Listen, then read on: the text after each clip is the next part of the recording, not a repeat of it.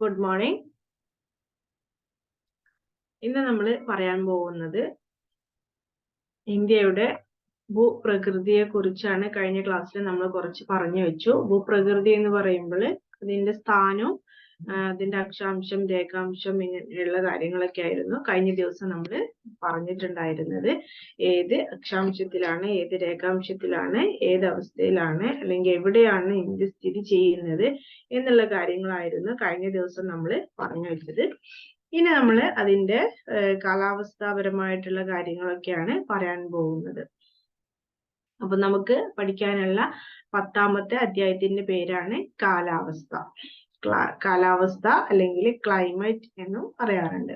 അപ്പൊ എന്താണ് ആദ്യമായിട്ട് നമുക്ക് കാലാവസ്ഥ എന്ന് പറഞ്ഞാൽ എന്ന് നോക്കാം.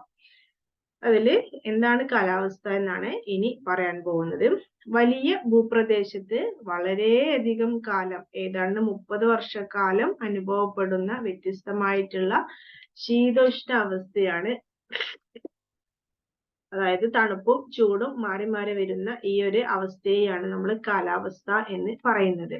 വലിയൊരു ഭൂപ്രദേശത്ത് വളരെയധികം കാലം, ഏകദേശം 30 വർഷക്കാലമൊക്കെ ഒരേപോലെ കാലാവസ്ഥ മാറ്റം ഉണ്ടാവുക. ഒന്നുകിൽ തണുപ്പ് അല്ലെങ്കിൽ ചൂട് ഇങ്ങനെ വരുന്ന ഒരു മഴ ഇങ്ങനെയൊക്കെ വരുന്നതൊക്കെ ഓരോ സീസണുകൾ മാറി മാറി വരുന്നത്. അത് ഒരേ അവസ്ഥയിൽ തന്നെ ഏകദേശം 30 വർഷക്കാലം അല്ലെങ്കിൽ അതിൽ കൂടുതലോ നിലനിൽക്കുന്ന ഒരു അവസ്ഥയെയാണ് നമ്മൾ കാലാവസ്ഥ എന്ന് പറയുന്നുണ്ട്. കാലാവസ്ഥ അല്ലെങ്കിൽ ക്ലൈമറ്റ് ചേഞ്ച് എന്ന് പറയുന്നത്. ഇപ്പൊ ഇന്ത്യയിലെ മൺസൂൺ കാലമൊക്കെ അതിന്റെ ഒരു എക്സാമ്പിൾ ആയിട്ട് നമുക്ക് പറയാൻ പറ്റുന്നതാണ്. ഇന്ത്യയിലെ മൺസൂൺ കാലം അത് സ്ഥിരമായിട്ട് വരുന്നതാണ്. എല്ലാ വർഷവും നമുക്കറിയാം മൺസൂൺ എത്തും. വേനൽക്കാലം കഴിഞ്ഞു കഴിഞ്ഞാൽ ഒരു മൺസൂൺ കാലം വരാനുണ്ട് എന്നുള്ളത് നമുക്കറിയാം. അത് സ്ഥിരമായിട്ട് നടക്കുന്നതാണ്. ഇന്ത്യയിലെ കാലാവസ്ഥ ഏകദേശം ഒരു സ്ഥിരമായിട്ടുള്ള കാലാവസ്ഥ ചേഞ്ചസ് ആണ് ഉണ്ടാവുന്നത്. ഓരോ ഇടവിട്ട് ശൈത്യകാലം വരുന്നു, വേനൽക്കാലം വരുന്നു, പിന്നീട് മഴക്കാലം വരുന്നു, ഇങ്ങനെ ചേഞ്ച് ചെയ്തുകൊണ്ടിരിക്കുന്നുണ്ട്. അങ്ങനെ വലിയ രാജ്യത്തിൽ അല്ലെങ്കിൽ വലിയ ഭൂപ്രദേശത്താണ് ഇത് സ്ഥിരമായിട്ട് കാണുന്ന ഒരവസ്ഥയെ നമ്മൾ കാലാവസ്ഥ എന്നൊക്കെ പറയുന്നത്. ചെറിയ ഒരു പ്രദേശത്താണ് അനുഭവപ്പെടുന്നത് എങ്കിൽ അതിനെ നമ്മൾ വെതർ എന്നാണ് പറയുന്നത്. ഇംഗ്ലീഷിൽ പറയും, അല്ലെങ്കിൽ മലയാളത്തിൽ പറയല് ശീതോഷ്ണ സ്ഥിതി എന്ന് പറയും, അല്ലെങ്കിൽ വെതർ. നമുക്ക് ഫോണിലൊക്കെ നമുക്ക് നമ്മളുടെ ക്ലൈമറ്റ് ചേഞ്ചസ് അത് വെതർ എന്നാണ് കാണിക്കുക. അത് ചെറിയൊരു ഏരിയയിലാണ്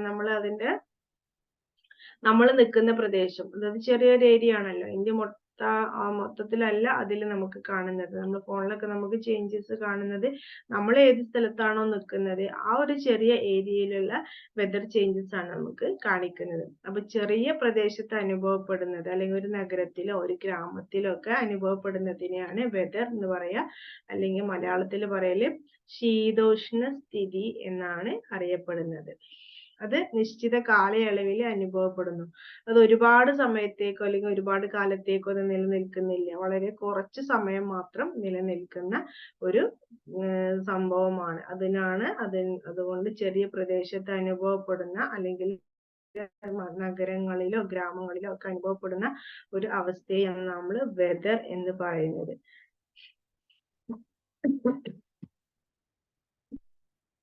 ശീതോഷ്ണകാലം നിലനിൽക്കുന്നത് ഏകദേശം ശീതോഷ്ണ സ്ഥിതിക്ക് ഒരു ഋതു എന്നൊക്കെയാണ് പറയുന്നത്. ഋതു അതുപോലെ കാലം എന്നൊക്കെയാണ് പറയുന്നത്. ഇപ്പോ ഓരോ കാലങ്ങൾ വരുന്നുണ്ട്. മഴക്കാലം വരുന്നുണ്ട്, വേനൽക്കാലം വരുന്നുണ്ട്, ചൂടുകാലം, മഴക്കാലം, ശൈത്യകാലം, ഇങ്ങനെ കാലങ്ങളൊക്കെ മാറി മാറി വരുന്നുണ്ട്.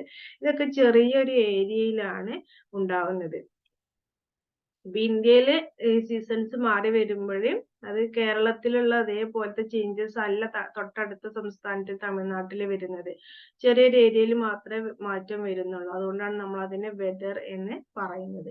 നമ്മൾ കൂടുതൽ ബാക്കി കാര്യങ്ങൾ ഡിസ്കസ് ചെയ്യുമ്പോൾ എന്താണത്, എങ്ങനെയാണ് സംഭവിക്കുന്നത് എന്നുള്ളത് കുറച്ചും കൂടെ നിങ്ങൾക്ക് മനസ്സിലാവുന്നതാണ്. ഇനി നമ്മൾ നോക്കാൻ പോകുന്നത് ഇന്ത്യയുടെ കാലാവസ്ഥയെ സ്വാധീനിക്കുന്ന ഘടകങ്ങൾ എന്തൊക്കെയാണ് എന്നുള്ളതാണ്. ഒന്ന് പറയുന്നത് അതിന്റെ സ്ഥാനമാണ്. അതെവിടെയാണ് നിലനിൽക്കുന്നത് എന്നുള്ള ഭൂമിയുടെ സ്ഥാനം, ഭൂമിയിലെ ഇന്ത്യക്ക് ഉണ്ടായിരുന്ന സ്ഥാനം എവിടെയാണ്, ഏത് അക്ഷാംശത്തിലാണ്, ഏത് രേഖാംശത്തിലാണ്, വടക്കാണോ തെക്കാണോ എന്നുള്ളതൊക്കെ നമ്മൾ കഴിഞ്ഞ ക്ലാസ്സിൽ ചർച്ച ചെയ്തിട്ടുള്ളതാണ്. ലോകത്തിന്റെ ഭൂപടം എടുത്തു കഴിഞ്ഞാൽ ഇന്ത്യക്ക് അതിൽ എത്രമാത്രമാണ് നമ്മുടെ പെർസെൻറ്റേജ് ഉള്ളത്? ഏകദേശം നമ്മൾ പറയുന്നത് 2.4% മാത്രമേ ഇന്ത്യയുടെ വലിപ്പം കാണാൻ സാധിക്കുന്നുള്ളൂ. അപ്പൊ ആ ഒരു കാര്യങ്ങളൊക്കെ നമ്മൾ കഴിഞ്ഞ ക്ലാസ്സിൽ പറഞ്ഞു. ഇനി ഇവിടെ അത് റിപ്പീറ്റ് ചെയ്യുന്നില്ല. അപ്പൊ അതിന്റെ സ്ഥാനം എന്ന് പറയുന്നത് ഭൂമധ്യരേഖയോട് അടുത്താണ് നമ്മൾ സ്ഥിതി ചെയ്യുന്നത്. ഇന്ത്യ ഭൂമധ്യരേഖയോട് അടുത്താണ് സ്ഥിതി ചെയ്യുന്നത്. അതില് ഉയർന്ന താപം ഉള്ള ഒരു പ്രദേശമാണ്. ഭൂമധ്യരേഖയിലായിരിക്കും കൂടുതലും താപം അനുഭവപ്പെടുക. കാരണം സൂര്യൻ നേരെ പതിക്കുന്നത് ഭൂമധ്യരേഖ പ്രദേശത്തായിരിക്കും. അതുകൊണ്ട് ഭൂമധ്യരേഖയുടെ അടുത്ത് സ്ഥിതി ചെയ്യുന്നത് കൊണ്ട് തന്നെ ഇന്ത്യയിൽ താപം കൂടുതലായിരിക്കും. പിന്നെ ധ്രുവങ്ങളിലേക്ക് നീങ്ങുമ്പോൾ താപനില കുറഞ്ഞുകൊണ്ടിരിക്കുകയാണ് ചെയ്യുന്നത്. അതുകൊണ്ടാണ് 2 ധ്രുവങ്ങളിലും ഐസ് മൂടിക്കിടക്കുന്നത് എന്ന് പറയുന്നത്. അപ്പൊ ധ്രുവങ്ങളിലേക്ക് പോകുമ്പോൾ തണുപ്പ് കൂടി വരികയും ചൂട് കുറഞ്ഞു വരികയാണ് ചെയ്യുന്നത്. അങ്ങനെ ഇന്ത്യ ഉത്തരാർദ്ധഗോളത്തില് ഭൂമധ്യരേഖയോട് അടുത്ത് ഏകദേശം 8°4'നും 23.5°യിലാണ് സ്ഥിതി ചെയ്യുന്നത്. അത് കർക്കിടക രാശി എന്ന് നമ്മൾ അറിയപ്പെടുന്നുണ്ട്. അതല്ലെങ്കിൽ ട്രോപ്പിക് ക്യാൻസർ എന്നാണ് അതിനെ നമ്മൾ വിളിക്കുന്നത്. ഇന്ത്യയുടെ മധ്യഭാഗത്ത് കൂടിയാണ് ഇത് കടന്നു പോകുന്നത്. കർക്കിടക രാശി നമ്മൾ മനസ്സിലാക്കി വെച്ചാൽ മതി. കൂടുതൽ ഡീപ്പായിട്ട് നമ്മൾ പഠിച്ചു കഴിഞ്ഞാൽ നമുക്കെല്ലാം കൺഫ്യൂഷൻ ആവും. ജസ്റ്റ് മനസ്സിലാക്കി വെച്ചാൽ മാത്രം മതി. കർക്കിടക രാശി ഇന്ത്യയുടെ മധ്യഭാഗത്ത് കൂടിയാണ് കടന്നു പോകുന്നത് എന്ന് മനസ്സിലാക്കുക. കർക്കിടക രാശി എന്നുള്ളതിന്റെ ഇംഗ്ലീഷ് പേരാണ് ട്രോപ്പിക് ഓഫ് ക്യാൻസർ. ഈ ദക്ഷിണ ഭാഗത്ത് ഉഷ്ണമേഖലാ കാലാവസ്ഥയാണ് ഉണ്ടാവുന്നത്. ദക്ഷിണം എന്ന് പറഞ്ഞാല് താഴ്ഭാഗത്ത് അല്ലെങ്കിൽ തെക്ക് ഭാഗത്ത് ഉഷ്ണമേഖലാ കാലാവസ്ഥയാണ്. ഉത്തരഭാഗത്ത് മിതോഷ്ണ മേഖലയാണ്. അവിടെ ഏകദേശം തണുപ്പുള്ള ഉത്തരാർദ്ധഗോളത്തിൽ അല്ലെങ്കിൽ ഉത്തര പ്രദേശങ്ങളില് മിതോഷ്ണ മേഖലയാണ്. തണുപ്പ് കുറച്ച് കൂടുതലുള്ള ഒരു കാലാവസ്ഥയാണ്. ചൂടുള്ളപ്പോൾ ചൂട് കൂടുതലുമാണ്, തണുപ്പുള്ളപ്പോൾ തണുപ്പ് കൂടുതലും ഉള്ള ഒരു കാലാവസ്ഥയാണ്. ദക്ഷിണ ഭാഗത്താകുമ്പോൾ രണ്ടും ഏകദേശം സെയിം ആയിട്ടാണ് വരുന്നത്. നമുക്കൊരു വലിയ കൊടും ചൂടും കൊടും തണുപ്പും അനുഭവപ്പെടാറില്ല. അതിന്റെ രണ്ടിന്റെയും കൂടി ഇടയിലുള്ള ഒരു അവസ്ഥയാണ് ഉണ്ടാവാറുള്ളത്. പിന്നെ രണ്ടാമതായിട്ട് ഫസ്റ്റ് നമ്മൾ പറഞ്ഞു സ്ഥാനമാണ്. രണ്ടാമതായിട്ട് പറയുന്നത് സമുദ്രത്തിൽ നിന്നുള്ള ദൂരമാണ് കണക്കാക്കുന്നത്. അത് പറയുമ്പോൾ ദക്ഷിണേന്ത്യയുടെ ഏതാണ്ട് പകുതി ഭാഗവും 3 വശവും വെള്ളം കൊണ്ട് ചുറ്റപ്പെട്ടതാണ്. അതിന്റെ അടിഭാഗം നമുക്ക് ശ്രദ്ധിച്ചാൽ അറിയാം, 3 ഭാഗവും വെള്ളം കൊണ്ട് ചുറ്റപ്പെട്ടതാണ്. അങ്ങനെ 3 വശവും സമുദ്രത്താൽ ചുറ്റപ്പെട്ടതാണ് എന്ന് പറയാം.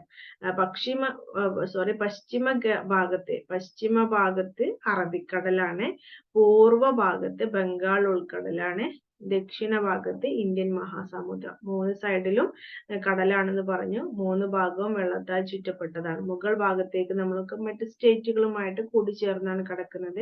അതിർത്തി പങ്കിടുന്ന മറ്റു രാജ്യങ്ങളുണ്ട്. നമുക്ക് കഴിഞ്ഞ ക്ലാസ്സിൽ പറഞ്ഞിട്ടുള്ളതാണ് അതിർത്തി പങ്കിടുന്ന രാജ്യങ്ങൾ ഏതൊക്കെയാണെന്നുള്ളത്. ഇപ്പൊ ഞാൻ ഇനി അത് വീണ്ടും റിപ്പീറ്റ് ചെയ്യുന്നില്ല. ഇവിടെ നമ്മൾ സമുദ്രത്തിൽ നിന്നുള്ള ദൂരമാണ് കണക്കാക്കുന്നത്. അപ്പോൾ 3 ഭാഗവും നമുക്ക് സമുദ്രം കൊണ്ട് ചുറ്റപ്പെട്ടതാണ്. പശ്ചിമ ഭാഗത്ത് അറബിക്കടലാണ്, പൂർവ്വ ഭാഗത്ത് ബംഗാൾ ഉൾക്കടലാണ്, ദക്ഷിണ ഭാഗത്ത് ഇന്ത്യൻ മഹാസമുദ്രമാണ്. ഇനി അടുത്തത് അതിൽ പറയുന്നത്, മൂന്നാമതായിട്ട് പറയുന്നത് ഉയരവും പൊക്കവും. ഇന്ത്യയുടെ ഉയരവും പൊക്കവും, സമുദ്രത്തിൽ നിന്നുള്ള ഉയരമാണ് കണക്കാക്കുന്നത്. സമുദ്രത്തിൽ ഇപ്പൊ നമ്മൾ ഓരോ പ്രദേശങ്ങൾ പറയുമ്പോൾ ആനമുടിയൊക്കെ സമുദ്രത്തിൽ നിന്ന് എത്ര ഉയരത്തിലാണ് സ്ഥിതി ചെയ്യുന്നത്, അല്ലെങ്കിൽ എവറസ്റ്റ് സമുദ്രത്തിൽ നിന്ന് എത്ര അടി ഉയരത്തിലാണ് സ്ഥിതി ചെയ്യുന്നത്. അങ്ങനെ നമ്മൾ സമുദ്രത്തിൽ നിന്നുള്ള ഉയരമാണ് ഓരോ പ്രദേശങ്ങളുടെയും ഉയരം കണക്കാക്കുന്നത്, അല്ലെങ്കിൽ അതിന്റെ ഹൈറ്റ് കണക്കാക്കുന്നത്. ഉയരം കൂടുമ്പോൾ അന്തരീക്ഷ വായു കുറയും. നമുക്കറിയുന്നതാണല്ലോ, ഉയരം കൂടുന്തോറും അന്തരീക്ഷ വായു കുറയും. മുകളിലേക്ക് ചുരങ്ങൾ കയറി പോകുമ്പോൾ നമുക്ക് ചെവിയിൽ അടപ്പൊക്കെ വരാറുണ്ട്. അത് അന്തരീക്ഷ വായു കുറയുന്നത് കൊണ്ടാണ്. പിന്നെ ഉയരം കൂടുമ്പോൾ താപനില കുറയുകയും തണുപ്പ് കൂടുകയും ചെയ്യും. ശൈത്യം കൂടും, താപനില കുറയും, അന്തരീക്ഷ വായു കുറയും, താപനില കുറയും, ശൈത്യം കൂടും, തണുപ്പ് കൂടും. ഇങ്ങനെയാണ് ഉയരം കൂടുമ്പോൾ ഉണ്ടാവുന്നത്. അതിൽ തന്നെ നാലാമതായിട്ട് പറയുന്നത് മലനിരകളാണ്. മലനിരകള്. അത് മധ്യേഷ്യയിൽ നിന്നുള്ള ശീതക്കാറ്റ് ഹിമാലയൻ പർവ്വതത്തിൽ മുഴുവനും സംരക്ഷിച്ചു നിർത്തും എന്നുള്ളതാണ്. മധ്യേഷ്യയിൽ നിന്ന് വരുന്ന കാറ്റുകളൊക്കെ നമുക്ക് വലിയൊരു മതിൽക്കെട്ട് പോലെയാണ് നമ്മുടെ ഹിമാലയം നിലനിൽക്കുന്നത്. ഹിമാലയം മറ്റു എല്ലാ അക്രമങ്ങളിൽ നിന്നും അതുപോലെ ഉള്ള കാലാവസ്ഥ ചേഞ്ചസിൽ നിന്നൊക്കെ ഇന്ത്യയെ ശരിക്കും സംരക്ഷിച്ചു നിർത്തുന്ന ഒന്നാണ് ഹിമാലയൻ പർവ്വതങ്ങൾ. അപ്പൊ ഈ മധ്യേഷ്യയിൽ നിന്ന് വരുന്ന ശീതക്കാറ്റുകളൊക്കെ ഹിമാലയൻ പർവ്വത നിരകളെ സംരക്ഷിച്ചു നിർത്തും. ഇന്ത്യയെ അതൊന്നും ബാധിക്കാത്ത രീതിയിലാണ് ഇന്ത്യ നിലകൊള്ളുന്നത് എന്നാണ് പറയുന്നത്. അതേപോലെ തന്നെ മഴമേഘങ്ങളെയൊക്കെ തടഞ്ഞു നിർത്തി ഇന്ത്യയിൽ മഴ ലഭിക്കുകയാണ് ചെയ്യുന്നത്. അതുകൊണ്ട് ആവശ്യത്തിനുള്ള മഴ ഇന്ത്യയിൽ ലഭിക്കാറുണ്ട് എന്നും പറയുന്നു. പശ്ചിമഘട്ട മലനിരകള് മഴമേഘങ്ങളെ തടഞ്ഞു നിർത്തി മലക്ക് മുകളിലും താഴ്വാരങ്ങളിലൊക്കെ മഴ ലഭിക്കുന്നതിന് കാരണമാകുന്നു. ഈ മലകളൊക്കെ നമ്മള് കൂടുതലും സംരക്ഷിക്കുകയാണ് ചെയ്യുന്നത്. എല്ലാ മഴമേഘങ്ങളെയും തടഞ്ഞു നിർത്തുകയും അത് അവിടെ മഴയായിട്ട് വർഷിക്കുകയും ചെയ്യുന്നു. അങ്ങനെ നമുക്ക് വരൾച്ചയൊന്നും ഇല്ലാതെ നമ്മൾ സുഖമായിട്ട് ജീവിച്ചു പോകുന്നത് അതുകൊണ്ടാണ്. ഇന്ത്യ ഒരു എല്ലാം കൊണ്ടും പ്രകൃതിപരമായിട്ട് നല്ല ഒരു സ്ഥലമായിട്ട് അതുകൊണ്ടാണ് കാണുന്നത്. ഇന്ത്യയിൽ തന്നെ പല പ്രദേശങ്ങളും കാട് മൂടിയത് അല്ലെങ്കിൽ മലനിരകളായിട്ട് കാണപ്പെടുന്നുണ്ട്. ഈ പ്രദേശങ്ങളൊക്കെ തണുപ്പ് ഉള്ളതായിട്ടും കാണുന്നുണ്ട്. പല സ്ഥലങ്ങളും നമുക്ക് സുഖവാസ കേന്ദ്രങ്ങളായിട്ടൊക്കെ അറിയുന്നതാണ്. ഇതൊന്നും കൂടുതൽ പറയുന്നില്ല. ഇനി അതിൽ അഞ്ചാമതായിട്ട് പറയുന്നത് ഉപരിതല കാറ്റിന്റെ ദിശ. ഓരോ കാറ്റ് എങ്ങനെയാണ് വഹിക്കുന്നത് എന്നുള്ളത്. കാറ്റു അതല്ലെങ്കിൽ വായു പ്രവാഹം എന്നൊക്കെ പറയാം. വായുവിനെ എങ്ങനെയാണ് പ്രവഹിച്ചു കൊണ്ടുപോകുന്നത്. വായുപ്രവാഹങ്ങൾ, മൺസൂൺ കാറ്റുണ്ട്. പിന്നെ കരയിലെയും കടലിലെയും ഒക്കെ വായുപ്രവാഹം. കരയിൽ നിന്ന് കടലിലേക്ക് കാറ്റ് വീശുന്നുണ്ട്. കരയിൽ നിന്ന് കടലിലേക്കും കടലിൽ നിന്ന് കരയിലേക്കും കാറ്റുകൾ വീശുന്നുണ്ട്. ഇതൊക്കെയാണ് വായുപ്രവാഹങ്ങൾ എന്ന് പറയുന്നത്. പിന്നെ പ്രാദേശിക വായുപ്രവാഹങ്ങളും ഉണ്ട്. നമ്മൾ ഡീറ്റെയിൽഡ് ആയിട്ട് പറയും. പിന്നെ മഞ്ഞുകാലത്ത് ഉണ്ടാവുന്നത് കാറ്റ് കരയിൽ നിന്ന് കടലിലേക്കാണ് വീശുന്നത്. അത് വരണ്ട കാറ്റായിരിക്കും. അതിന് നല്ല തണുപ്പുണ്ടായിരിക്കും. മഞ്ഞുകാലത്തുള്ള കാര്യമാണ് പറയുന്നത്. കാറ്റ് കരയിൽ നിന്ന് കടലിലേക്കാണ് വീശുക. മഞ്ഞുകാലത്ത് വരണ്ട കാറ്റായിരിക്കും ആ കാലഘട്ടങ്ങളിൽ ഉണ്ടാവുക. അതിന് നല്ല തണുപ്പുണ്ടായിരിക്കും. ഇനി വേനൽക്കാലത്ത് നേരെ തിരിച്ചാണ് ഉണ്ടാവുന്നത്. കടലിൽ നിന്ന് കരയിലേക്കാണ് കാറ്റ് വീശുക. അതിന് ഈർപ്പം കൂടുതലുള്ളത് കൊണ്ട് തന്നെ മഴ ലഭിക്കാനുള്ള സാധ്യത കൂടുതലാണ്. വേനൽക്കാലങ്ങളിൽ ചില സമയത്ത് നമുക്ക് നല്ല മഴ ലഭിക്കാറുണ്ട്. അത് കടലിൽ നിന്ന് കരയിലേക്ക് വീശുന്ന കാറ്റായിരിക്കും. ആ കാറ്റിൽ ഈർപ്പങ്ങൾ ഉണ്ടായിരിക്കും. ഈ ഈർപ്പങ്ങളെല്ലാം കൂടി ചേർന്ന് മേഘങ്ങളായി മാറി അത് നമുക്ക് മഴയായി വർഷിക്കുകയാണ് ചെയ്യുന്നത്. ഇനി അതില് ആറാമത്തെ കാര്യമാണ് ഉയർന്ന വായുമർദ്ദങ്ങള്. ഉയർന്ന വായുമർദ്ദം ഉപരിതല വായുപ്രവാഹങ്ങളാണ്. അതായത് ഭൂമിയുടെ ഉപരിതലത്തിലൂടെയാണ് ഈ വായു പ്രവഹിക്കുന്നത്. ശക്തമായ പ്രവാഹങ്ങളാണ് അവിടെ ഉണ്ടാവുന്നത്. വായു ഭ്രമണങ്ങളാണ് അവിടെ ഉണ്ടാകുന്നത്. വായുവിനനുസരിച്ചാണ് പിന്നീട് എല്ലാം നടക്കുന്നത്. അങ്ങനെ അതിനെ നമ്മൾ ജെറ്റ് സ്ട്രീംസ് എന്നൊക്കെയാണ് ഈ വായുപ്രവാഹങ്ങളെ പറയുന്നത്. ഉയർന്ന മർദ്ദമുള്ള വായുപ്രവാഹത്തെ നമ്മൾ ജെറ്റ് സ്ട്രീം എന്ന പേരിലും അറിയപ്പെടുന്നുണ്ട്. ഇതൊക്കെ ഇന്ത്യയുടെ കാലാവസ്ഥയെ വ്യക്തമായിട്ടും സ്വാധീനിക്കുന്നുണ്ട് എന്നാണ് പറയുന്നത്. അങ്ങനെ സമുദ്രനിരപ്പിൽ നിന്ന് ഏകദേശം 12,000 മീറ്റർ ഉയരത്തിലാണ് ഈ മേഘങ്ങൾ ഉണ്ടാവുന്നത്. ഇടുങ്ങിയ പ്രദേശത്തിലൂടെ വായു പ്രവഹിക്കുകയും അത് ജെറ്റ് സ്ട്രീം ആയിട്ട് നിലനിൽക്കുകയും. ഈ ജെറ്റ് സ്ട്രീമുകൾ ശരിക്കും വേനൽക്കാലത്താണ് ഉണ്ടാവുന്നത്. അത് വടക്കോട്ട് നീങ്ങി പോവാണ് ചെയ്യുന്നത്. അതായത് മധ്യേഷ്യയിൽ വീശി അത് ഇങ്ങനെ കടന്നു പോവുകയാണ്. ഇത് കാലവർഷത്തിന്റെ തുടക്കത്തിന് തന്നെ കാരണമാവും. വേനൽക്കാലത്തിന്റെ അവസാന ഘട്ടങ്ങളിലാണ് ജെറ്റ് സ്ട്രീമുകൾ വരുന്നത്. ഇത് പിന്നീട് കാലവർഷത്തിലേക്ക് കടക്കുകയും അങ്ങനെ നമുക്ക് മൺസൂൺ ലഭിക്കുകയും ഒക്കെയാണ് ചെയ്യുന്നത്. ഇനി നമ്മൾ പറയുന്നത് കാലവർഷത്തിന്റെ ഘടന.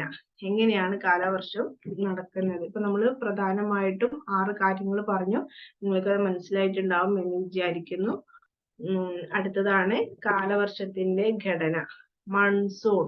മൺസൂൺ എന്നുള്ള പദം വന്നിട്ടുള്ളത് മൗസിം എന്ന അറബി ഭാഷയിലെ ഒരു പദത്തിൽ നിന്നാണ്. മൗസിം എന്ന് പറഞ്ഞ ഒരു അറബി പദത്തിൽ നിന്നാണ് മൺസൂൺ എന്ന പദം വന്നിട്ടുള്ളത്. അതിന് അർത്ഥം കൊടുക്കുന്നത് ഋതുക്കൾ അല്ലെങ്കിൽ ഋതു എന്നൊക്കെയാണ് അതിന്റെ അർത്ഥം. ഋതു എന്ന് പറഞ്ഞാൽ മാസങ്ങൾ, മാറി മാറി വരുന്ന ചേഞ്ചസ് ഉണ്ടാവുന്ന മാസങ്ങളെയാണ് നമ്മൾ ഋതു എന്ന് പറയുന്നത്. കാറ്റിന്റെ ദിശാവ്യതിയാനം മൂലം ഒരു വർഷത്തിൽ ഉണ്ടാകുന്ന കാലാവസ്ഥാ മാറ്റത്തെയാണ് നമ്മൾ കാലവർഷം എന്ന് പറയുന്നത്. കാറ്റിന്റെ ദിശാവ്യതിയാനം മൂലം ഒരു വർഷത്തിൽ ഉണ്ടാകുന്ന കാലാവസ്ഥാ മാറ്റത്തെയാണ് നമ്മൾ കാലവർഷം എന്ന് പറയുന്നത്. നമ്മൾ പറഞ്ഞു ജസ്റ്റ് സ്ട്രീം വരുന്നതോട് കൂടിയാണ് അത് ഒരു വായുപ്രവാഹത്തിലൂടെയാണ് നമുക്ക് കാലവർഷം തുടങ്ങുന്നത്. അപ്പൊ എന്താണ് കാലവർഷം എന്നാണ് ഞാൻ ഇപ്പൊ പറയുന്നത്. കാറ്റിന്റെ ദിശാവ്യതിയാനം. കാറ്റിന്റെ ദിശ മാറിയിട്ട് കാറ്റ് വീശുക. ആ ദിശാവ്യതിയാനം മൂലം ഒരു വർഷത്തിൽ ഉണ്ടാകുന്ന കാലാവസ്ഥാ മാറ്റത്തെയാണ് കാലവർഷം എന്ന് പറയുന്നത്. ഒരു തരത്തിൽ പറഞ്ഞാൽ വായുമർദ്ദമാണ് അവിടെ ഉണ്ടാകുന്നത്. ഈ വായുമർദ്ദത്തിന് ശരിക്കും ഭാരം ഉണ്ടായിരിക്കും. ഈ കാറ്റിന് ഒരു പ്രത്യേക ഭാരം ഉണ്ടാവുകയും അതൊരു മർദ്ദമായി മാറുകയും ഇതാണ് വായുമർദ്ദം എന്ന് അറിയപ്പെടുന്നത്. ഈ കാറ്റ് വീശുന്നു, ഈ കാറ്റിന് പ്രത്യേകമായിട്ടൊരു മർദ്ദം ഉണ്ടാകുന്നു.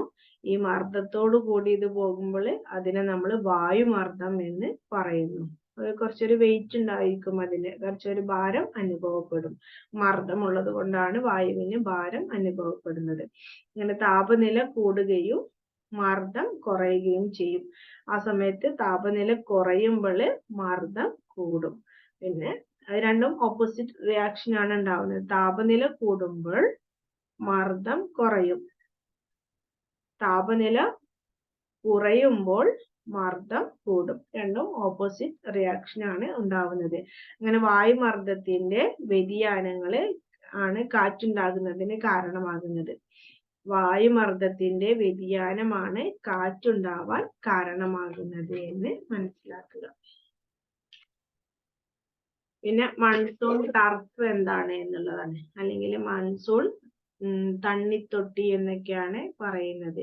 അത് ചൂട് വായു മുകളിലേക്ക് ഉയരുമ്പോൾ അവിടെ ഒരു ന്യൂനമർദ്ദം രൂപപ്പെടുകയും അത് ന്യൂനമർദ്ദം താഴെ രൂപപ്പെടുന്നു. ഇതാണ് മൺസൂൺ ടർഫ് എന്ന് പറയുന്നത്. എന്താണ് മൺസൂൺ ടർഫ് എന്ന് ചോദിക്കില്ല, പക്ഷെ നിങ്ങളത് മനസ്സിലാക്കി വെക്കുക. നമ്മൾ മർദ്ദത്തെ കുറിച്ചും അതുപോലെ കാലാവസ്ഥാ ചേഞ്ചസിനെ കുറിച്ചും മഴ എങ്ങനെ ലഭിക്കുന്നു എന്നുള്ളതിനെ കുറിച്ചും അതുപോലെ കാലവർഷത്തിന്റെ ഘടന എങ്ങനെയാണ് നമുക്ക് കാലവർഷം വരുന്നത് എന്നൊക്കെ നിങ്ങളെ കൊണ്ട് ചോദിക്കുമ്പോൾ നിങ്ങൾ അതിൽ ഒന്ന് മെൻഷൻ ചെയ്തു പോവേണ്ട കാര്യമുള്ളൂ. എന്താണ് മൺസൂൺ ടർഫ് എന്ന് ഞാൻ ജസ്റ്റ് പറയാണ്, നിങ്ങളത് മനസ്സിലാക്കി വെക്കുക. അത് നമ്മൾ എഴുതി കഴിഞ്ഞാൽ നമുക്ക് കുറച്ചും കൂടി നല്ലതാണ് മാർക്കുകളൊക്കെ കിട്ടാന്. അപ്പൊ അതില് നിങ്ങൾക്ക് മനസ്സിലാവാൻ വേണ്ടി അത് ആഡ് ചെയ്തേ ഉള്ളൂ. നിങ്ങളത് ഓർത്ത് വെക്കുക. ചൂട് വായു മുകളിലേക്ക് ഉയരുമ്പോൾ ന്യൂനമർദ്ദം താഴെ രൂപപ്പെടുന്നു. ഇങ്ങനെ ന്യൂനമർദ്ദം അനുഭവപ്പെടുമ്പോൾ ആ ഒരു ന്യൂനമർദ്ദത്തെയാണ് നമ്മൾ മൺസൂൺ ടർഫ് എന്ന് പറയുന്നത്. ചൂടുവായു മുകളിലൂടെ അങ്ങനെ പോയിക്കൊണ്ടിരിക്കുകയാണ്. അപ്പോൾ അവിടെ ഒരു പ്രഷർ ഉണ്ടാവുന്നു. ആ പ്രഷറാണ് താഴ്ഭാഗത്ത് പ്രഷർ രൂപപ്പെടും. ആ പ്രഷറിനെയാണ് നമ്മൾ മൺസൂൺ ടർഫ് എന്ന് പറയുന്നത്. ആ ഒരു മർദ്ദത്തെയാണ് മൺസൂൺ ടർഫ് എന്ന് പറയുന്നത്. ജസ്റ്റ് മനസ്സിലാക്കി വെച്ചാൽ മാത്രം മതി. അടുത്തത് എന്താണ് കാലാവസ്ഥ? കാലാവസ്ഥ എന്താന്ന് നമ്മൾ പറഞ്ഞു. കര ജലത്തിനേക്കാൾ പെട്ടെന്ന് ചൂടാകുന്ന ഒരു അവസ്ഥയാണ്. കരയാണ് ജലത്തിനേക്കാളും പെട്ടെന്ന് ചൂടാവുന്നത്. ഈ സമുദ്ര മേഖലകളിലൊക്കെ താഴ്ന്ന താപനിലയാണ് ഉണ്ടായിരിക്കുക. അതുപോലെ സമുദ്ര മേഖലകളിൽ ഉയർന്ന മർദ്ദം ഉണ്ടായിരിക്കും. സമുദ്ര മേഖലകളിൽ താഴ്ന്ന താപനിലയായിരിക്കും. ഈ താഴ്ന്ന താപനില ആയതുകൊണ്ട് തന്നെ അതായത് വളരെ ചൂട് കുറവായിരിക്കും എന്നാണ് പറയുന്നത്. പക്ഷേ സമുദ്ര മേഖലകളിൽ ഉയർന്ന മർദ്ദം അനുഭവപ്പെടാനുള്ള സാധ്യത കൂടുതലാണ്. കാരണം നമ്മൾ നേരത്തെ പറഞ്ഞു, ഈ ജെറ്റ് സ്ട്രീം ഒക്കെ ചെയ്യുന്ന പോലെയാണ് മുകളിലൂടെ വായു പോകുമ്പോൾ താഴെ ഒരു മർദ്ദം അനുഭവപ്പെടും. അപ്പൊ ചെറിയ ചൂടുള്ളെങ്കിൽ കൂടെ പക്ഷെ അവിടുത്തെ മർദ്ദം കൂടുതലായിരിക്കും എന്നാണ് പറഞ്ഞത്. സമുദ്ര മേഖലകളിൽ നിന്നുള്ള ഉയർന്ന മർദ്ദം ഉത്തരേന്ത്യയിലെ ന്യൂനമർദ്ദ പ്രദേശങ്ങളിലേക്ക് വായു നീങ്ങുന്നു. നമ്മൾ പറഞ്ഞല്ലോ, സമുദ്ര മേഖലകളിൽ നിന്നുള്ള ഉയർന്ന മർദ്ദം, അത് സമുദ്ര മേഖലകളിലൂടെ ആ ഉയർന്ന മർദ്ദം പോവുകയും ഉത്തരേന്ത്യയുടെ ഭാഗങ്ങളിൽ എപ്പോഴും നമ്മൾ അനുഭവപ്പെടുന്നതാണ് ന്യൂനമർദ്ദം. ഉത്തരേന്ത്യ പ്രദേശങ്ങളിൽ ന്യൂനമർദ്ദം ഉണ്ടായി കഴിഞ്ഞാൽ തെക്ക് ഭാഗത്ത് നമുക്ക് തമിഴ്നാട്, കർണാടക, കേരളം ഈ പ്രദേശങ്ങളിൽ നമുക്ക് മഴ ലഭിക്കാറുണ്ട്. ഒരു ചെറിയ ന്യൂനമർദ്ദം ഉണ്ടാകുമ്പോഴേക്ക് നമുക്കൊരു മഴ ലഭിക്കാറുണ്ട്. അത് ഇതിന്റെ ഒരു കാരണമാണ്. ജൂൺ മാസം മധ്യത്തോടു കൂടിയാണ് ശരിക്കും ഈ വായുപ്രവാഹം ഉണ്ടാവുന്നത്. അങ്ങനെ ഇന്ത്യൻ മഹാസമുദ്രത്തിലേക്ക് വായുപ്രവാഹം ഉണ്ടാവുകയും ഭൂമധ്യരേഖയിൽ നിന്നും ഇന്ത്യയുടെ ഭൂപ്രദേശങ്ങളിലേക്ക് അല്ലെങ്കിൽ ഇന്ത്യ ഭൂഖണ്ഡത്തിലേക്ക് ഈ ഒരു വായുപ്രവാഹം ഉണ്ടാവുകയും അവിടെ കാലവർഷം ഉണ്ടാവുകയും ചെയ്യുന്നു എന്നാണ്. ഈ വായുപ്രവാഹം ഉണ്ടായി കഴിഞ്ഞാൽ അതിൽ ഒരുപാട് ജലത്തിന്റെ കണികകൾ ഉണ്ടാവും. ഈ കണികകളെല്ലാം കൂടി ചേർന്ന് മേഘങ്ങളായി മാറി അത് മഴയായി വർഷിക്കുകയാണ് ചെയ്യുന്നത്. അങ്ങനെ തെക്ക് പടിഞ്ഞാറ് നിന്ന് വടക്ക് കിഴക്കോട്ടായിരിക്കും ഉഷ്ണകാറ്റ് ഉണ്ടായിരിക്കുക. തെക്ക് പടിഞ്ഞാറ് നിന്ന്, തെക്ക് ഏതാ പടിഞ്ഞാറ് ഏതാന്നൊക്കെ നിങ്ങൾ ആലോചിക്കുക. ഏറ്റവും അടിഭാഗത്താണ് തെക്ക്. തെക്ക് പടിഞ്ഞാറ് അറബിക്കടലിന്റെ ഈ ഒരു സൈഡ്. തെക്ക് പടിഞ്ഞാറ് നിന്നും വടക്കോട്ടായിരിക്കും. വടക്കോട്ട് എന്ന് പറഞ്ഞാൽ മുകൾ ഭാഗം, ജമ്മു കാശ്മീരിന്റെ ഒക്കെ ഭാഗത്താണ് വടക്ക്. വടക്ക് കിഴക്കോട്ടായിരിക്കും. കിഴക്ക് എന്ന് പറയുമ്പോൾ നമ്മള് ഈ ആസാം, സിക്കിം എന്ന് പറയുന്ന ആ ഒരു പ്രദേശങ്ങളിലേക്ക്, അങ്ങനെ ഒരു റൗണ്ട് ഷേപ്പിലേക്ക്, ഒരു സൈക്ലിക് ഷേപ്പിലേക്കാണ് കാറ്റ് വീശുന്നത് എന്നാണ് പറയുന്നത്. അതിനെയാണ് നമ്മൾ ഉഷ്ണക്കാറ്റ് എന്ന് പറയുന്നത്. ട്രേഡ് വിൻഡ്സ് അല്ലെങ്കിൽ north east to south east winds എന്നൊക്കെ നമ്മൾ പറയാറുണ്ട്. അങ്ങനെ വടക്ക് കിഴക്ക് നിന്ന്, വടക്ക് എന്ന് പറഞ്ഞാൽ മുകളില്, എന്നിട്ട് സിക്കിം, അസം ഈ പ്രദേശത്ത് കൂടെ വന്നിട്ട് തെക്ക് പടിഞ്ഞാറോട്ട് പോകുന്നതാണ് ശൈത്യകാലത്തെ കാറ്റ് എന്ന് പറയുന്നത്. ശൈത്യകാലത്ത്, അതായത് തണുപ്പ് കാലത്ത് മുകളിൽ നിന്ന് താഴോട്ട് വന്നിട്ട് തെക്ക് ഭാഗത്തു കൂടെ പോയിട്ടാണ് അതൊരു സൈക്ലിക് ആയിട്ട് മാറുന്നത്. വേനൽക്കാലത്ത് നേരെ തിരിച്ചാണ്. തെക്ക് പടിഞ്ഞാറുന്ന് മുതല് വടക്ക് കിഴക്കോട്ടായിരിക്കും അതിന്റെ ഒരു സൈക്ലിക് എന്നാണ് പറയുന്നത്. അങ്ങനെ ഇതിനെയാണ് നമ്മൾ മൺസൂൺ എന്ന് അറിയപ്പെടുന്നത്. അതായത് ശൈത്യകാലത്ത് വീശുന്ന ഈ ഒരു കാറ്റ് വടക്ക് കിഴക്ക് നിന്ന് തെക്ക് പടിഞ്ഞാറോട്ട് ശൈത്യകാലത്തായിരിക്കും അങ്ങനെ വീശുക. ഇങ്ങനെ ഈ രണ്ട് പ്രതിഭാസവും കൂടി ചേർന്നാണ് നമ്മൾ മൺസൂൺ എന്ന് പറയുന്നത്. നമ്മൾ സമുദ്ര മേഖലകളിൽ നിന്ന് ഉയർന്ന താപനില അനുഭവപ്പെടുന്ന ഭാഗത്ത് നിന്നാണ് അതിന്റെ ഉത്ഭവം എന്ന് പറയുന്നത്. സമുദ്ര മേഖലകളിൽ നിന്ന് ഉയർന്ന താപനില അനുഭവപ്പെടുന്ന ഒരു പ്രദേശം ഉണ്ടാവും.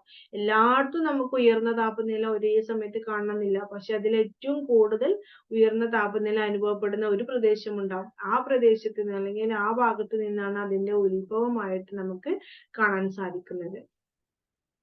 ഇങ്ങനെ വരുന്ന വായുവില് ജലാംശം ഉണ്ടാവുകയും ജലത്തിന്റെ തോത് കൂടുതലായിരിക്കും. അത് ജൂൺ മാസം മുതൽ സെപ്റ്റംബർ വരെയുള്ള ഏകദേശം 80% മുതൽ 90% വരെയൊക്കെ നമുക്ക് മഴ ലഭിക്കാനുള്ള സാധ്യത വളരെ കൂടുതലാണ്. അങ്ങനെയാണ് നമുക്ക് കാലവർഷം തുടങ്ങുന്നതും ജൂൺ മുതൽ സെപ്റ്റംബർ വരെയാണ് നമ്മുടെ മൺസൂൺ കാലഘട്ടം എന്ന് പറയുന്നത്. ഇനി അടുത്തത് പറയുന്നത് മൺസൂണിന്റെ സവിശേഷതകളാണ്. എന്തെല്ലാം സവിശേഷതകളാണ് മൺസൂൺ കാലഘട്ടത്തിനുള്ളത് എന്നാണ് ഇനി പറയുന്നത്.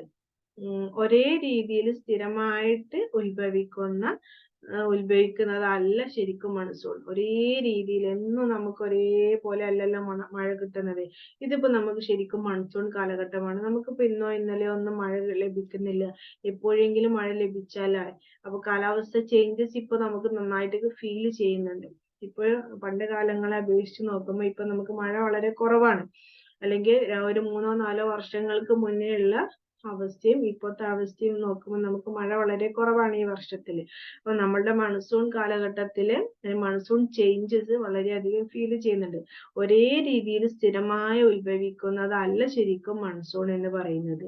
ചില സമയങ്ങളിൽ മൺസൂൺ ഉണ്ടായിരിക്കുക, ചിലപ്പോൾ നേരത്തെ ആയിരിക്കും മൺസൂൺ വരിക. ഏകദേശം മെയ് ലാസ്റ്റില് അല്ലെങ്കിൽ മെയ് ഫസ്റ്റ് മുതലേ മൺസൂൺ വരാനുള്ള സാധ്യത ഉണ്ടായിരിക്കും. പക്ഷെ ചില സമയത്ത് ജൂൺ പകുതിക്ക് ശേഷം അല്ലെങ്കിൽ ജൂലൈയിലൊക്കെ, ഇപ്രാവശ്യം നമുക്ക് ശരിക്കും മഴ ഭയങ്കര വൈകിയാണ് വന്നിട്ടുള്ളത്. അപ്പോൾ ചില സമയങ്ങളിൽ നേരത്തെ വരും, ചില സമയങ്ങളിൽ വളരെ വൈകിയായിരിക്കും മൺസൂൺ ഉണ്ടായിരിക്കുക എന്ന് മനസ്സിലാക്കുക. പിന്നെ വ്യാപകമായിട്ടുള്ള മൺസൂൺ ലഭിക്കുന്നത് ശരിക്കും കേരളം, ഒഡീഷ, പശ്ചിമ ബംഗാൾ ഈ പറയുന്ന പ്രദേശങ്ങളിലാണ് കൂടുതലായിട്ട് നമുക്ക് മൺസൂൺ കൂടുതലായിട്ട് ലഭിക്കാറുള്ളത്. ഈ വർഷമൊക്കെ കേരളത്തിന്റെ അവസ്ഥ വെച്ച് നോക്കുകയാണെങ്കിൽ മൺസൂൺ വളരെ കുറച്ച് മാത്രമേ കിട്ടിയതുള്ളൂ. വളരെ ലേറ്റ് ആയിട്ടാണ് നമുക്ക് മൺസൂൺ വന്നത് തന്നെ. വന്നിട്ടും വളരെ കുറച്ച് മാത്രം മഴ പെയ്യുകയും അത് ഇടയ്ക്ക് വെച്ച് അവസാനിക്കുകയും പിന്നെ വീണ്ടും ഒരു മഴ തുടങ്ങുകയും വീണ്ടും അത് അവസാനിച്ച ഒരു അവസ്ഥയിലാണ് ഇന്ന് നമ്മുടെ മൺസൂൺ ചേഞ്ചസ് ഉണ്ടായിട്ടുണ്ട്. അങ്ങനെ തുടക്കത്തിൽ ഉയർന്ന തോതിലുള്ള വർഷപാതം ഉണ്ടാവാം, കുറെ ദിവസങ്ങളിൽ അത് നിലനിൽക്കും, എന്നിട്ട് പിന്നീട് പെട്ടെന്ന് ഒരു റെസ്റ്റ് എടുക്കുന്ന പോലെ ആയിരിക്കും മൺസൂൺ ഉണ്ടായിരിക്കുക. ഇതിനെ നമ്മൾ പറയുന്ന പേരാണ് ബസ്റ്റ് ഓഫ് മൺസൂൺ എന്ന് പറയുന്നത്. ബസ്റ്റ് ഓഫ് മൺസൂൺ എന്നാണ് അതിന് പറയുന്നത്. കുറെ കാലം മഴ ലഭിക്കാതെ പെട്ടെന്ന് മഴ ലഭിക്കുകയും കുറേ ദിവസം മഴ പെയ്യുകയും അത് പെട്ടെന്നാണ് അവസാനിച്ചിട്ട് വീണ്ടും മഴ ലഭിച്ച ഒരവസ്ഥയാണ് ഇപ്പൊ നമുക്ക് ഉണ്ടായിട്ടുള്ളത്. അപ്പോൾ ഇങ്ങനെ കുറെ മഴ ലഭിച്ച് പിന്നെ റെസ്റ്റ് എടുക്കുന്ന സമയത്ത് ഈ ഒരു മൺസൂൺ കാലാവസ്ഥയെ നമ്മൾ ബസ്റ്റ് ഓഫ് മൺസൂൺ എന്ന പേരിലാണ് അറിയപ്പെടുന്നത്. ഇനി അടുത്ത നമുക്ക് പറയാനുള്ളത് ഋതുഭേദ സംക്രമണം. ഋതുഭേദ സംക്രമണം അത് 4 തരത്തില് നമുക്ക് ഋതുഭേദങ്ങളെ കാണുന്നുണ്ട്. അതെന്താണ്? ഒന്ന് ശൈത്യകാലം, അത് ഡിസംബർ മുതൽ ഫെബ്രുവരി വരെയാണ് ശൈത്യകാലം നിലനിൽക്കുന്നത്. ഡിസംബർ മുതൽ ഫെബ്രുവരി വരെ. വേനൽക്കാലമാണ് അടുത്തത്. രണ്ടാമതായിട്ട് പറയുന്നത് വേനൽക്കാലം. വേനൽക്കാലം നിലനിൽക്കുന്നത് എങ്ങനെയാ? മാർച്ച് മുതൽ മെയ് വരെയുള്ള കാലത്താണ്. പിന്നെ മൂന്നാമതായിട്ട് പറയുന്നത് തെക്ക് പടിഞ്ഞാറൻ മൺസൂണിന്റെ വരവ്. തെക്ക് പടിഞ്ഞാറൻ മൺസൂണിന്റെ വരവ്. തെക്ക് പടിഞ്ഞാറൻ മൺസൂൺ കാലഘട്ടം എന്ന് പറയുന്നത് ജൂൺ മുതൽ സെപ്റ്റംബർ വരെയാണ്. ഇതൊക്കെ നമുക്ക് തെക്ക് പടിഞ്ഞാറൻ മൺസൂണിന്റെ കാലഘട്ടമാണ്. പക്ഷെ നമുക്ക് അതിനനുസരിച്ചുള്ള മഴ ഈ പ്രാവശ്യം ലഭിച്ചിട്ടില്ല. ജൂൺ മുതൽ സെപ്റ്റംബർ വരെയാണ് തെക്ക് പടിഞ്ഞാറൻ മൺസൂണിന്റെ വരവ് അല്ലെങ്കിൽ ആഗമനം കാലഘട്ടം. നാലാമതായിട്ട് വരുന്നത് കാലവർഷത്തിന് ശേഷമുള്ള മൺസൂണിന്റെ പിൻവാങ്ങൽ. കാലവർഷത്തിന് ശേഷമുള്ള മൺസൂണിന്റെ പിൻവാങ്ങൽ. മഴ കുറേശ്ശെ ഉണ്ടായിരിക്കും, അതിങ്ങനെ മഴ പിൻവാങ്ങി പോകുന്ന ഒരവസ്ഥയാണ് ഒക്ടോബർ മുതൽ നവംബർ വരെ. ഒക്ടോബർ മുതൽ നവംബർ വരെയാണ് ആ ഒരു കാലഘട്ടം എന്ന് പറയുന്നത്. അപ്പൊ ഇനി നമ്മൾ ഓരോന്നും ഡിസ്കസ് ചെയ്യാൻ പോവുകയാണ്. അതില് ഫസ്റ്റത്തേതാണ് ശൈത്യകാലം, തണുപ്പ് കാലം. അത് ഡിസംബർ മുതൽ ഫെബ്രുവരി വരെയുള്ള കാലഘട്ടമാണ് നമ്മൾ പറഞ്ഞു. തെക്ക് മുതൽ വടക്ക് വരെ ഉള്ള താപനില വളരെയധികം കുറഞ്ഞ അവസ്ഥയിലായിരിക്കും. തണുപ്പ് കാലമാണ്. തെക്ക് ഭാഗത്ത് നമുക്കത് തണുപ്പ് വല്ലാണ്ട് ഫീൽ ചെയ്യാറില്ല, എന്നാലും രാത്രി കാലങ്ങളിൽ അത് ഉണ്ടാവാറുണ്ട്. പക്ഷെ വടക്ക് ഭാഗമൊക്കെ പൂർണ്ണമായിട്ടും ഐസ് വീഴുന്ന അവസ്ഥ വരെ കാണാറുണ്ട്. അപ്പൊ താപനില വളരെ കുറവായിരിക്കും. ചൂട് കുറവും തണുപ്പ് കൂടുതലുമായിരിക്കും. ഉത്തരേന്ത്യയിലെ താപനില ഏകദേശം 120 ഡിഗ്രി മുതൽ 150 ഡിഗ്രി സെൽഷ്യസ് വരെയൊക്കെ എത്താറുണ്ട്. ദക്ഷിണേന്ത്യയിലെ താപനില പറയുകയാണെങ്കിൽ 250 ഡിഗ്രി സെൽഷ്യസ് വരെയൊക്കെയാണ് എത്താറുള്ളത് എന്നാണ്. അങ്ങനെ വടക്ക് ഭാഗം അല്ലെങ്കിൽ ഹിമപാതം എന്നൊക്കെയാണ് അറിയപ്പെടുന്നത്. വടക്ക് ഭാഗം അല്ലെങ്കിൽ വടക്ക് പടിഞ്ഞാറൻ പ്രദേശം, ഹിമാലയത്തിന്റെ പ്രദേശമാണ് വടക്ക് പടിഞ്ഞാറൻ പ്രദേശം. കഴിഞ്ഞ ക്ലാസ്സിൽ ആ ഒരു മാപ്പിൽ കാണിച്ചു തന്നിരുന്നു ഹിമാലയം സ്ഥിതി ചെയ്യുന്നത് എങ്ങനെയാണെന്നുള്ളത്. വടക്ക് പടിഞ്ഞാറൻ പ്രദേശത്താണ് ഹിമാലയ പർവ്വതം സ്ഥിതി ചെയ്യുന്നത്. അതിനെ നമ്മൾ ഹിമപാതം അല്ലെങ്കിൽ സ്നോഫാൾ എന്നൊക്കെയാണ്, അവിടെ മഞ്ഞ് വീഴുന്ന പ്രദേശമായിട്ടാണ് അതിനെ കാണുന്നത്.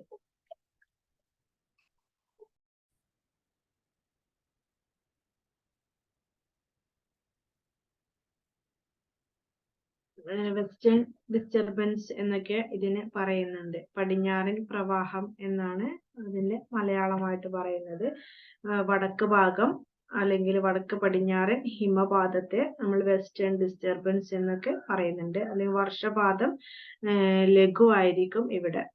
അതായത് വർഷപാതം ഒന്നും അല്ലാണ്ട് ഉണ്ടാവല്ലോ, ഐസ് ആണല്ലോ. ഫുള്ളായിട്ട് ഐസ് വീഴുന്ന സ്നോഫാൾ പ്രദേശമാണ് ഈ വെസ്റ്റേൺ ഡിസ്റ്റർബൻസ് എന്നൊക്കെ പറയാനുള്ള കാരണം. അങ്ങനെ ശൈത്യകാലത്ത് വടക്ക് പടിഞ്ഞാറൻ വാണിജ്യവാദം എന്നും ഇതിനെക്കുറിച്ച് പറയാറുണ്ട്. ഇന്ത്യയിൽ ഉണ്ടാകാറുള്ളതാണ് ഈ വാണിജ്യപാതം അല്ലെങ്കിൽ ട്രേഡ് വിൻഡ് എന്നൊക്കെയാണ് ഈ പ്രദേശങ്ങളിൽ ഉണ്ടാവുന്ന ശൈത്യകാലത്ത് വടക്ക് പടിഞ്ഞാറൻ വാണിജ്യപാതത്തേക്ക് പറയുന്നത്. കരയിൽ നിന്ന് കടലിലേക്കാണ് ഇത് വീശുന്നത്.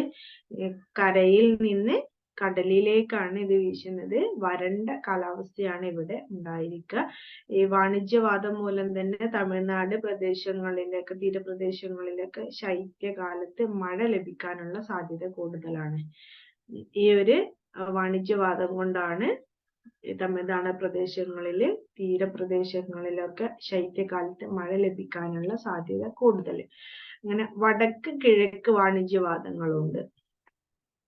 ശൈത്യകാലത്തുള്ള നമ്മൾ വടക്ക് പടിഞ്ഞാറൻ വാണിജ്യവാദങ്ങൾ എന്ന് പറയും. അതേപോലെ തന്നെയുള്ള വാണിജ്യവാദമാണ് വടക്ക് കിഴക്ക് വാണിജ്യവാദങ്ങൾ.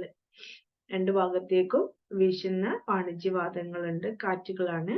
അങ്ങനെ ചെറിയ അംശം ബംഗാൾ ഉൾക്കടലിലാണ് അടിക്കുന്നത്. ചെറിയ രീതിയിലാണ് ഇതുണ്ടാവുന്നത്. ഇതിന് നീരാവിയൊക്കെ വഹിച്ചു കൊണ്ടുപോയി മഴ പെയ്യിക്കുന്ന ഒരു അവസ്ഥയാണ്. വടക്ക് ഭാഗത്ത് വരണ്ട കാലാവസ്ഥ അനുഭവപ്പെടുകയും തമിഴ്നാടിന്റെ തീരപ്രദേശങ്ങളിൽ തെളിഞ്ഞ ആകാശമാണ് ആ സമയത്ത് ഉണ്ടാവുക. ഈ വടക്ക് കിഴക്ക് വാണിജ്യവാദത്തിന്റെ ഈ ഒരു സമയത്ത് തമിഴ്നാട് പ്രദേശങ്ങളിൽ തെളിഞ്ഞ ആകാശം ഉണ്ടായിരിക്കും. അവിടെ താഴ്ന്ന താപനിലയാണ് അനുഭവപ്പെടുക. ചെറിയ രീതിയിലൊക്കെ തണുപ്പ് അനുഭവപ്പെടുകയും താപനില കുറവായിരിക്കുക.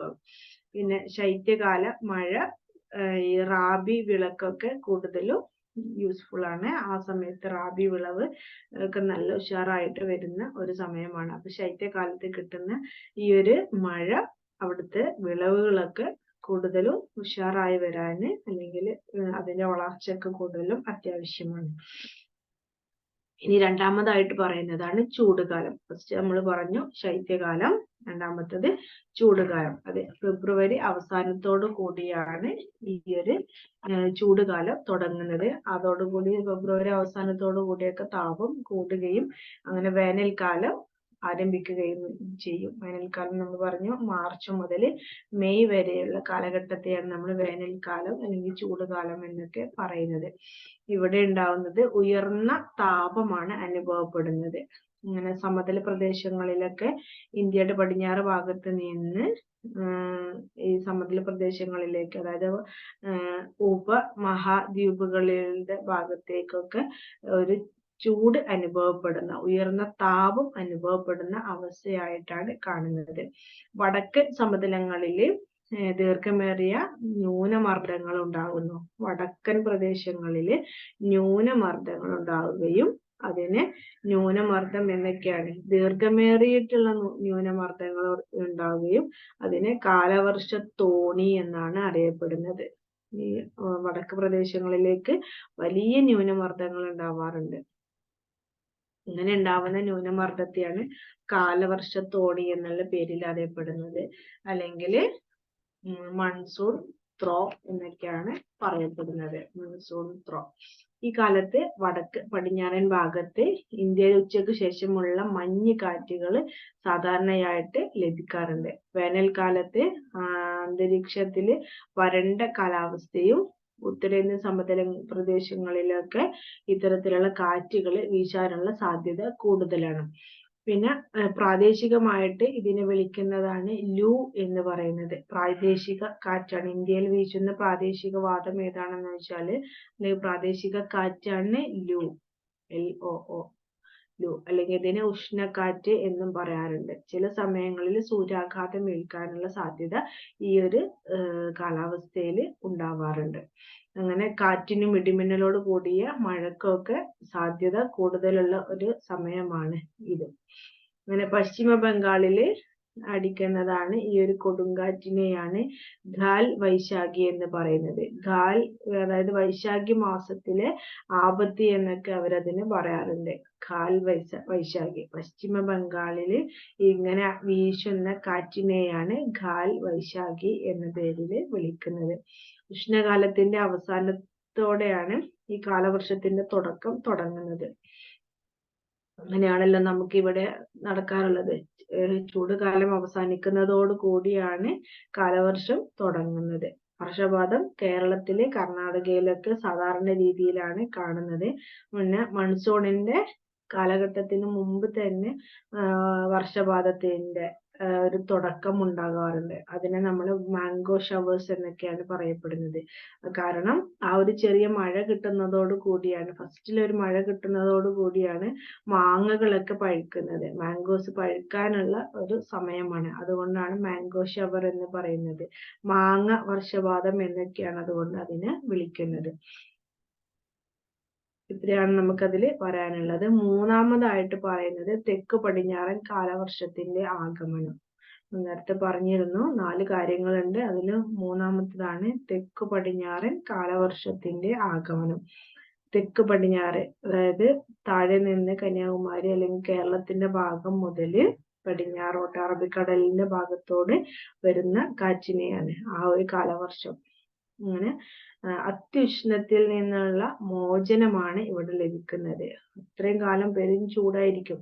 ആ ചൂടിൽ നിന്ന് ഒരു ചെറിയൊരു ശമനമാണ് കിട്ടുന്നത്. അതായത് കാലവർഷത്തിന്റെ ചെറിയൊരു തുടക്കമാണ്. ഈ കാറ്റ് വരുന്നതോടുകൂടി കാലവർഷത്തിന്റെ ചെറിയൊരു തുടക്കം ഉണ്ടാവുകയാണ് ചെയ്യുന്നത്.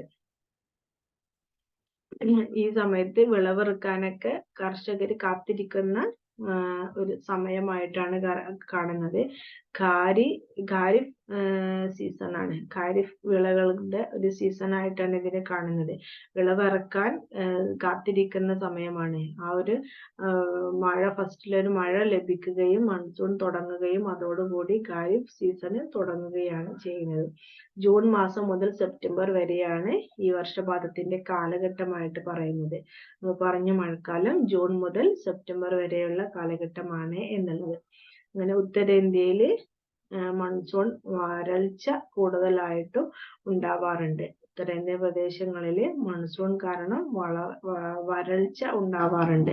അവർക്ക് അത്രമാത്രം മഴ ലഭിക്കാറില്ല. ഈ സമയത്ത് അതിന്റെ കാറ്റിന്റെ ഗതി തെക്ക് പടിഞ്ഞാറ് നിന്ന് വടക്ക് കിഴക്കോട്ടായിരിക്കും. അങ്ങനെ കാറ്റിന്റെ ശക്തി കൂടുതലായിരിക്കുകയും ചെയ്യും. കാറ്റിന്റെ ശക്തി എന്ന് പറയുന്നത് ഏകദേശം 30 കിലോമീറ്ററോളം ആണ്. മണിക്കൂറിൽ 30 കിലോമീറ്റർ വേഗതയിലായിരിക്കും കാറ്റ് സഞ്ചരിക്കുക. ഈ സമയത്ത് ചുഴലിക്കാറ്റുകളൊക്കെ ഉണ്ടാവാറുണ്ട്. ഇതൊക്കെ ഈർപ്പം നിറഞ്ഞ ഒരു കാറ്റായിരിക്കും എന്നുള്ളതാണ്. ഈ മെയ് അവസാനത്തിലെ അൻഡമാൻ നിക്കോബാർ ദ്വീപുകളിലും അതുപോലെ തന്നെ ജൂൺ മാസത്തിലെ അത് കേരളത്തിലേക്ക് എത്തുന്ന രീതിയിലായിരിക്കും ആ ഒരു കാറ്റ് വീശുന്നത്. ആ സമയത്ത് ഇടിമിന്നലോട് കൂടിയ മഴ ലഭിക്കാറുണ്ട് എന്നുള്ളതാണ്. ഇടിമിന്നലോട് കൂടിയ മഴ ലഭിക്കാനുള്ള സാധ്യതയൊക്കെ ഈ കാലഘട്ടങ്ങളിൽ കൂടുതലാണ്. അങ്ങനെ ഇന്ത്യയിലെ ഋതുഭേദങ്ങൾക്ക് തെക്ക് പടിഞ്ഞാറൻ മൺസൂൺ കാരണമാവാറുണ്ട്. ഋതുക്കളൊക്കെ ചേഞ്ച് ചെയ്യുന്നത് ഈ തെക്ക് പടിഞ്ഞാറൻ കാലവർഷത്തിന്റെ ഒരു കാരണമാവാറുണ്ട്. ആ ഒരു മൺസൂൺ കാലഘട്ടം ഇതിനെയൊക്കെ ബാധിക്കാറുണ്ട് എന്നാണ്. അങ്ങനെ 2 പ്രദേശങ്ങളിൽ നിന്നാണ് ഈ ഒരു കാറ്റ് ഉത്ഭവിക്കുന്നത്. ഒന്ന് അറേബ്യൻ കടലിൽ നിന്നും രണ്ടാമതായിട്ട് ബംഗാൾ ഉൾക്കടലിൽ നിന്നുമാണ്. അങ്ങനെ അറബിക്കടലിൽ നിന്ന് ഉത്ഭവിക്കുന്നത് നമ്മൾ തെക്ക് പടിഞ്ഞാറൻ മൺസൂൺ കാറ്റാണ്. അത് പശ്ചിമഘട്ട മലനിരകളിലേക്കാണ് പിന്നീട് എത്തുന്നത്. അറബിക്കടലിൽ നിന്ന് ഉത്ഭവിക്കുന്നത് തെക്ക് പടിഞ്ഞാറൻ മൺസൂൺ കാറ്റ്. അതിങ്ങനെ ചുറ്റി വന്നിട്ട് പശ്ചിമ ഘട്ടങ്ങളിലേക്ക് എത്തുകയാണ് ചെയ്യുന്നത്. അങ്ങനെ പടിഞ്ഞാറൻ ചെരുവുകളിലൊക്കെ കനത്ത മഴ ലഭിക്കാനുള്ള സാധ്യത ഈ സമയത്ത് കൂടുതലാണ്. ജൂണിലോട് കൂടിയാണ് അത് മുംബൈയിലേക്ക് എത്തുന്നത്. ജൂൺ ഒരു 10 കൂടിയൊക്കെ മുംബൈ പ്രദേശങ്ങളിലേക്ക് എത്തുകയും ഈ കാറ്റ് പശ്ചിമഘട്ട പർവ്വത നിരകളിലൂടെ ഡെക്കാൻ സമതലങ്ങളിലേക്ക് എത്തുകയും അത് അങ്ങനെ മധ്യപ്രദേശത്തിന്റെ ഭാഗത്തൊക്കെ എത്തുകയും ഈ പ്രദേശങ്ങള് മഴനിഴൽ പ്രദേശം എന്നാണ് പറയപ്പെടുന്നത്. കാരണം മധ്യപ്രദേശിന്റെ ആ ഭാഗത്തേക്കൊന്നും കൂടുതൽ മഴ ലഭിക്കാറില്ല. മധ്യപ്രദേശിന്റെ ഉൾവനങ്ങളിലേക്കും ഉൾപ്രദേശങ്ങളിലേക്കൊന്നും മഴ ലഭിക്കാറില്ല. ജസ്റ്റ് മഴ വന്നു പോകുന്ന ഒരവസ്ഥയാണ്. അതുകൊണ്ടാണ് മഴനിഴൽ പ്രദേശം എന്നാണ് ഈ പ്രദേശങ്ങളെ വിളിച്ചിരുന്നത്. നേരിയ മഴ മാത്രമേ അവിടെ ലഭിച്ചിരുന്നുള്ളൂ എന്നുള്ളതാണ്. അങ്ങനെ വടക്കൻ സമതല പ്രദേശത്ത് ജൂൺ 20 കൂടിയാണ് മഴ എത്തുന്നത്. പിന്നെ അടുത്തത് ബംഗാൾ ഉൾക്കടലിൽ നിന്നാണ് ഈ കാറ്റ് ഉത്ഭവിക്കുന്നത് എന്ന് പറഞ്ഞു. അത് കാലവർഷക്കാറ്റ് എന്നും അതിനെ പറയാറുണ്ട്. ഈ ആൻഡമാൻ നിക്കോബാർ ദ്വീപിലൂടെ അവിടുന്ന് തുടങ്ങി അത് ഇന്ത്യയുടെ വടക്ക് കിഴക്ക് സംസ്ഥാനങ്ങളിലേക്കൊക്കെ എത്തുന്നു. അങ്ങനെ ഇപ്പൊ പശ്ചിമ ബംഗാളിന്റെ തീരപ്രദേശങ്ങളിലെ, ഉത്തരേന്ത്യൻ സംസ്ഥാനങ്ങളിലെ ഇവിടെയൊക്കെ ഈ മഴ എത്തുന്നത് എല്ലാം ജൂലൈ 15 തീയതിയോട് കൂടിയാണ് എന്നാണ് പറയുന്നത്. ഇവിടെ കനത്ത മഴയ്ക്ക് കാരണമാവാറുണ്ട്. അങ്ങനെയാണ് ഈ മഴയുടെ ഒരു കാലഘട്ടം നടക്കുന്നത്, അല്ലെങ്കിൽ കാലാവസ്ഥ ഈ രീതിയിലാണ് അതിന്റെ ഒരു സൈക്ലിക് പ്രവർത്തനമാണ് അവിടെ നടക്കുന്നത്. ഇനി നാലാമതായിട്ട് പറയുന്നതാണ് കാലവർഷം പിന്മാറ്റമാണ്, അല്ലെങ്കിൽ കാലവർഷാനന്തര കാലാവസ്ഥ എന്നൊക്കെ പറയും. കാലവർഷത്തിന് ശേഷം വരുന്ന ഒരു കാലാവസ്ഥ, മഴ പിൻവാങ്ങിയതിന് ശേഷം ഉണ്ടാവുന്ന ചെറിയൊരു കാലഘട്ടം. അങ്ങനെ ഉത്തരേന്ത്യയിൽ സെപ്റ്റംബർ മുതൽ ഒക്ടോബർ വരെയുള്ള കാലഘട്ടമാണ്. ഈ മാസങ്ങളിൽ താപനില കൂടുതലായിരിക്കും. പിന്നീട് അങ്ങോട്ട് ചൂട് കൂടാനുള്ള സാധ്യത കൂടുതലാണ്. പക്ഷെ ഈ സമയത്ത് അവിടെ ചെറിയ രീതിയിലുള്ള താപനില ചെറിയ രീതിയിൽ കുറയുകയും പിന്നീട് അവിടെ തണുപ്പ് കൂടാനുള്ള സാധ്യതയാണ് പിന്നീട് ഉണ്ടാകുന്നത്. അവിടെ തണുപ്പും ചൂടും ഇല്ലാത്ത ഒരു നല്ലൊരു കാലാവസ്ഥയാണ് ഒക്ടോബർ മുതൽ നവംബർ മാസങ്ങൾ എന്ന് പറയുന്നത്. അങ്ങനെ വടക്ക് പടിഞ്ഞാറൻ കാലവർഷക്കാറ്റ് ഈ സമതലങ്ങളിൽ നിന്ന് പിൻവാങ്ങുന്ന ഒരവസ്ഥയാണ്. വടക്ക് പടിഞ്ഞാറൻ കാലവർഷക്കാറ്റ് സമതലങ്ങളിൽ നിന്ന് പിൻവാങ്ങുന്നു. അത് ശ്രദ്ധിച്ച് പറയുന്നത് നിങ്ങൾക്ക് ഒന്നും കൂടി അത് മനസ്സിലാവട്ടെ എന്ന് വിചാരിച്ചിട്ടാണ്. അത് ആലോചിക്കാനുള്ള ഒരു സമയം തരുന്നത്. വടക്ക് എന്ന് പറയുന്നത് ജമ്മു കാശ്മീരിന്റെ ഭാഗം. വടക്ക് പടിഞ്ഞാറൻ കാലവർഷക്കാറ്റ് സമതലങ്ങളിൽ നിന്ന് പിൻവാങ്ങുന്നു. അങ്ങനെ തലസ്ഥാനത്തിന്റെ ഉയർന്ന താപനില ഉണ്ടാവുന്നു. ആ പ്രദേശങ്ങളിൽ പിന്നീട് ഉയർന്ന താപനിലയാണ് ഉണ്ടാവുന്നത്. അങ്ങനെ നവംബറിൽ തെക്ക് പടിഞ്ഞാറൻ മൺസൂൺ കാറ്റ് ക്ഷയിച്ചില്ലാതാവുകയും താപനിലയിൽ വ്യതിയാനം ഉണ്ടാവുകയാണ് ചെയ്യുന്നത്. അങ്ങനെ ഉയർന്ന താപനിലയും അന്തരീക്ഷത്തിലെ ഈർപ്പവും മൂലം ഉത്തരേന്ത്യൻ സമതല പ്രദേശങ്ങളിൽ കൂടുതൽ മർദ്ദം ഉണ്ടാവാൻ കാരണമാകുകയും ഇതിനെ നമ്മൾ ഒക്ടോബർ ഹീറ്റ് എന്ന് പറയുന്നു. ഒക്ടോബർ കാലഘട്ടങ്ങളിൽ ഏറ്റവും ചൂടുള്ള ഒരു അവസ്ഥയായിരിക്കും ഇവിടെ. ഉയർന്ന താപനില ആയിരിക്കും. അന്തരീക്ഷത്തിലെ ഈർപ്പം മൂലം ഉത്തരേന്ത്യൻ സമതല പ്രദേശങ്ങളിൽ അത് കൂടി മർദ്ദമായി വരികയും ആ മർദ്ദം കൂടുതലാവുകയും ആ ഒരു മർദ്ദത്തെയാണ് നമ്മൾ പറയുന്നത് ഒക്ടോബർ ഹീറ്റ് അല്ലെങ്കിൽ ഒക്ടോബർ താപം എന്ന് പറയുന്നു. അങ്ങനെ ഉത്തരേന്ത്യയിലെ ന്യൂനമർദ്ദം ബംഗാൾ ഉൾക്കടലിലേക്ക് നീങ്ങുകയും അതൊരു ചാക്രിക ചുഴലികളായിട്ട് രൂപപ്പെടും. ആ സമയത്ത് നമ്മൾക്ക് ഒരുപാട് ന്യൂനമർദ്ദങ്ങൾ ഉണ്ടാവാറുണ്ട്. അവിടെ ഉത്തരേന്ത്യൻ പ്രദേശങ്ങളിൽ ന്യൂനമർദ്ദം ഉണ്ടാവുകയും ബംഗാൾ ഉൾക്കടലിൽ ന്യൂനമർദ്ദം ഉണ്ടാവുകയും അതിന്റെ ഒരു മഴ എന്നുള്ള നിലയ്ക്ക് ആ മർദ്ദം ഈർപ്പമുള്ളതാവുകയും അത് മറ്റു പ്രദേശങ്ങളിലേക്ക് വീശുകയും അങ്ങനെ കേരളത്തിലൊക്കെ ഇടയ്ക്ക് മഴ ലഭിക്കാറുണ്ട്. ചിലപ്പോൾ നമുക്ക് നല്ല കാറ്റും മഴയൊക്കെ ലഭിക്കുന്ന ഒരു അവസ്ഥ ഉണ്ടാവാറുണ്ട് എന്നതാണ്. ഇനി അടുത്തത് പറയുന്നത് മഴയുടെ ലഭ്യത, വ്യാപനാണ്.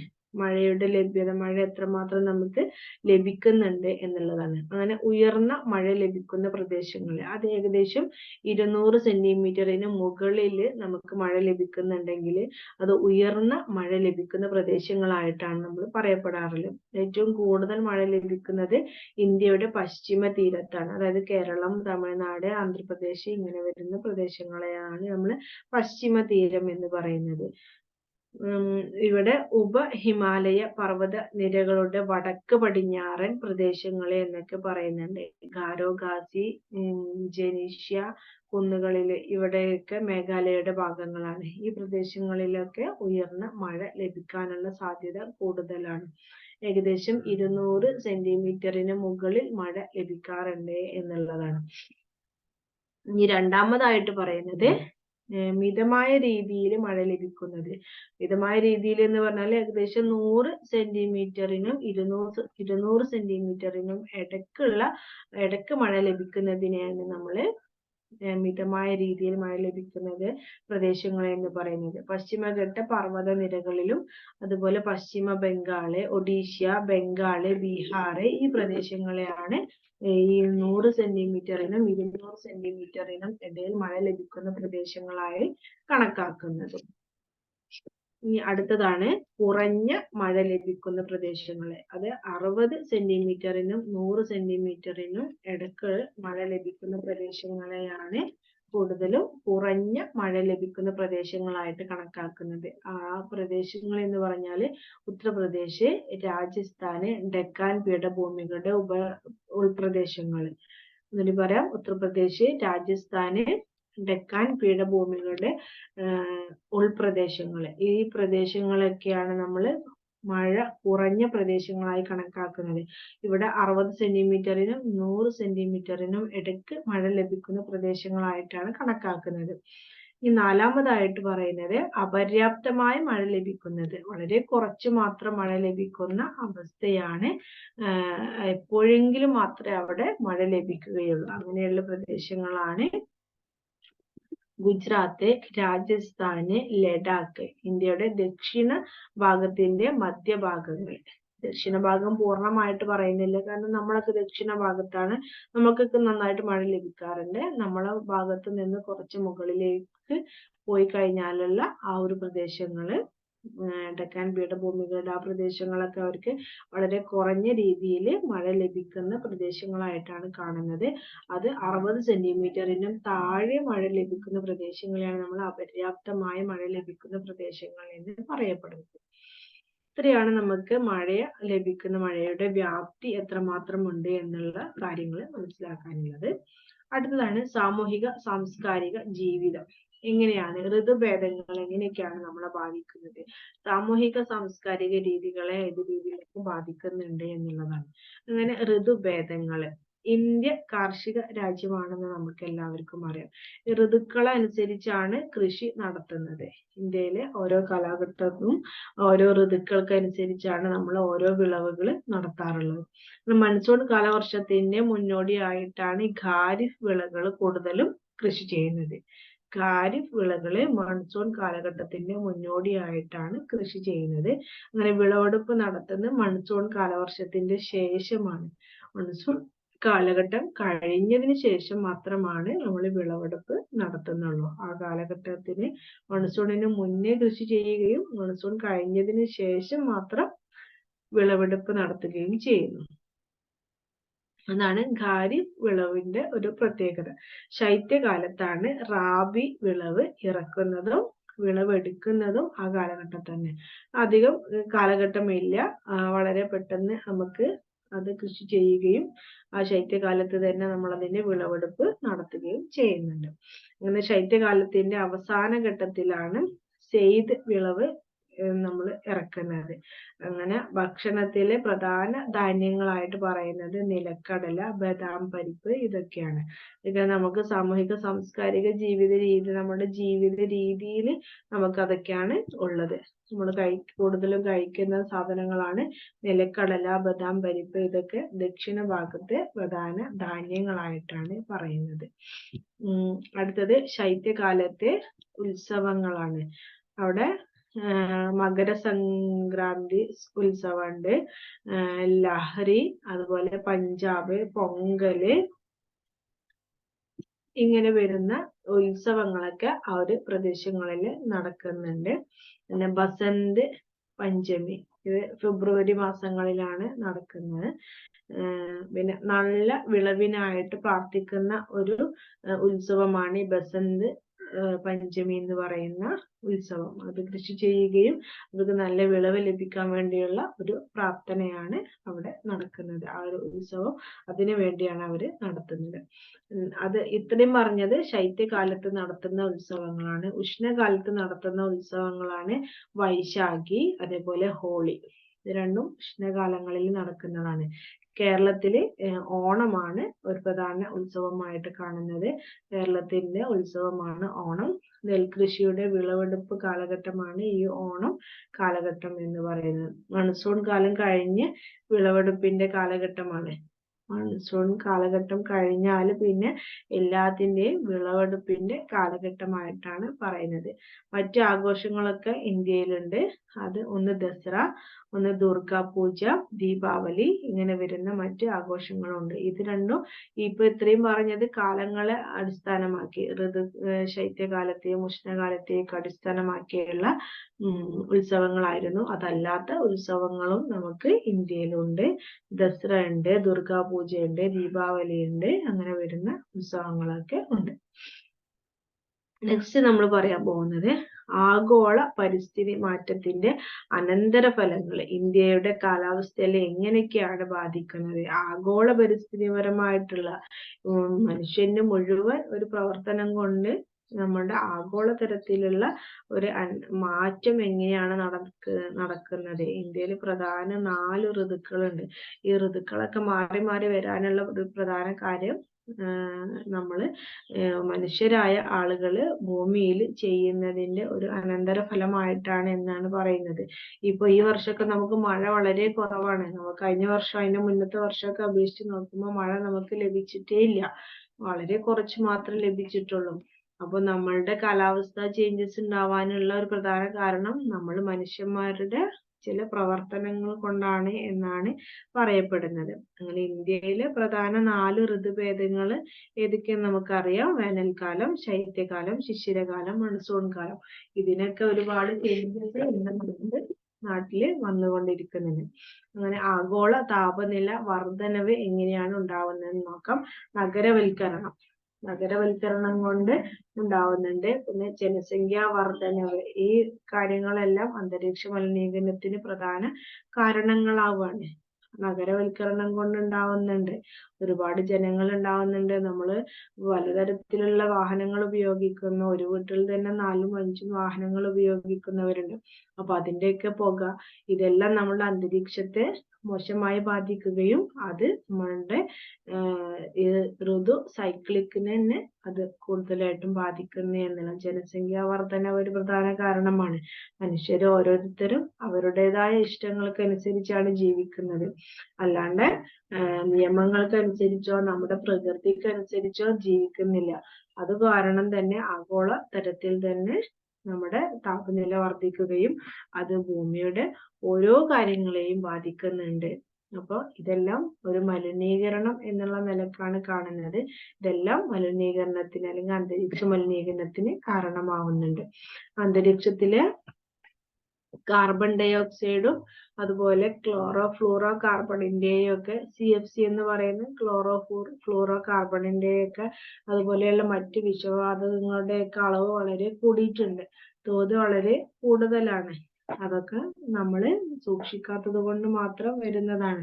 ഓരോ മനുഷ്യരും അത് ശ്രദ്ധിച്ചു കഴിഞ്ഞാൽ മാത്രമാണ് അതിൽ നമുക്ക് ഒരു കൺട്രോള് ഉണ്ടാവുകയുള്ളൂ. എങ്കിൽ മാത്രമാണ് നമ്മുടെ ആഗോള താപനില വർധനവില് ഒരുപാട് മാറ്റങ്ങൾ കൊണ്ടുവരികയും അതിലൊരു വ്യതിയാനം ഉണ്ടായാൽ മാത്രമാണ് നമ്മുടെ ഋതുക്കള്, നമ്മുടെ സൈക്ലിക്കൊക്കെ കൃത്യമായിട്ട് നടക്കുകയുള്ളൂ എന്നാണ് പറയുന്നത്. സൗരോർജത്തിന്റെ 75% ഭൂമിയുടെ ഉപരിതലം പൂർണ്ണമായിട്ടും ആഗിരണം ചെയ്യുന്നുണ്ട്. അങ്ങനെ അന്തരീക്ഷ മലിനീകരണം മൂലം പ്രതിഫലിച്ച ഈ താപം, ഈ ഗ്രീൻ ഹൗസ് എന്നൊക്കെയാണ് നമ്മൾ പറയുന്നത്. അങ്ങനെ ഗ്രീൻ അല്ലെങ്കിൽ ഹരിത കവചത്തിൽ തന്നെ അത് കുടുങ്ങി നിൽക്കുകയും അതിന് വലിയ ഹോളുകൾ വീഴുകയും അവയിൽ മുഖ്യമായി കാർബൺ ഡൈ ഓക്സൈഡ് ആണ് ഉണ്ടാവുന്നത്. ഈ കാർബൺ ഡൈ ഓക്സൈഡ് തന്നെ നമ്മുടെ ശ്വസിക്കുകയും നമുക്ക് അതിൻ്റെതായ ബുദ്ധിമുട്ടുകളും അസുഖങ്ങളൊക്കെ വരാനുള്ള സാധ്യത വളരെ കൂടുതലാണ് എന്നാണ്. അങ്ങനെ ഭൂമിയുടെ ഉപരിതലത്തിൽ താപനില വർദ്ധിക്കുന്നതിന് കൂടുതലും കാരണമാവുകയാണ്. ഇവിടെ പൂർണ്ണമായിട്ടും അന്തരീക്ഷത്തില് മലിനീകരണം മാത്രമാണുള്ളത്. ഈ മലിനീകരണമാണ് ഭൂമി ആഗിരണം ചെയ്യുന്നത്. ഈ ഭൂമി അതെല്ലാം ആഗിരണം ചെയ്യുകയും താപനിലയില് വ്യതിയാനങ്ങൾ ഉണ്ടാവുകയും ആ വ്യതിയാനം കൊണ്ടാണ് ഋതുക്കൾ കൃത്യമായി നടക്കാതെ വരികയും ചെയ്യുന്നത് എന്നാണ് ശാസ്ത്രം പറയുന്നത്. അങ്ങനെ കാർബൺ ഡൈ ഓക്സൈഡും അതിന്റെ അളവുകൾ വർദ്ധിച്ചുകൊണ്ടിരിക്കുകയാണ്. ജീവിതശൈലിയിലുള്ള മാറ്റം വരുത്തി CFC അല്ലെങ്കിൽ ഫ്ലൂറോ കാർബൺ പോലെയുള്ള വിഷവാതകങ്ങൾ നമ്മൾ കൂടുതലും കുറയ്ക്കാൻ ശ്രമിക്കുകയാണ് വേണ്ടത്. എങ്കിൽ മാത്രമാണ് നമുക്ക് ആഗോളതലത്തിലുള്ള താപനില വർധനവൊക്കെ കൺട്രോൾ ചെയ്യാൻ കഴിയുകയുള്ളൂ എന്നാണ് പറയപ്പെടുന്നത്. ഇത്രയാണ് നമുക്ക് ഈ അധ്യായത്തിൽ വരുന്നത്. ഇതിൽ എന്തെങ്കിലും സംശയങ്ങൾ ഉണ്ടെങ്കിൽ ചോദിക്കാം. നിങ്ങൾ അധ്യായം കൃത്യമായിട്ട് വായിച്ച് മനസ്സിലാക്കി പരീക്ഷയ്ക്ക് തയ്യാറാവേണ്ടതാണ്. Thank you.